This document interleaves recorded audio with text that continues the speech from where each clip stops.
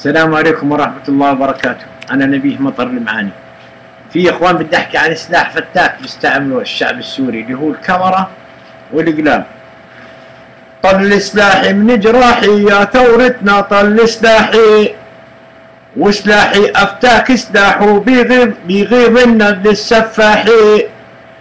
هو عبارة عن كاميرا بس فهموا لي هالطبارة، ومعانا شوية تقلم في ناظرهم صارت ألغاب، ولسنا وحنجارتنا هي سبب نكبتنا.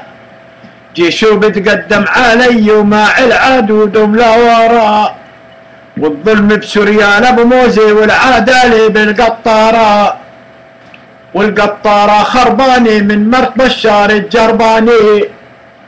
عالشعب السوري متشمتي والله ما هي حزناني، حضرت خطابه وابتسمت بدل ما تكون حيراني، وجابت معها ولدها ياخذوا دروس من الجباني، لانه ما عندها شعور مثل جوزها الحيواني.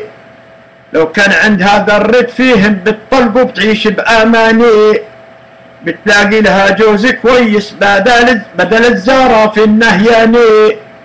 الله يجازي ولاد الحرم بيقولوا عن جوزك انساني، بدل ما يكون عندهم انصاف ويقولوا انه حيواني.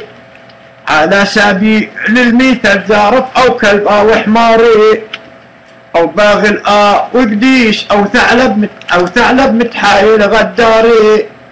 في مازوت للدبابات والبارد بقتل العائلات، وبالداعي الانتماءات هو صافح يهود اولمارت. وابو حافظ الشرير اجتمع مع شامير، مرحوم ابو عودي لوائد حافظ لي كشفوا في الاردن في مؤتمر الوفاق والاتفاق سنة 87 وراه صورته وهو مجتمع مع شامير. شكرا.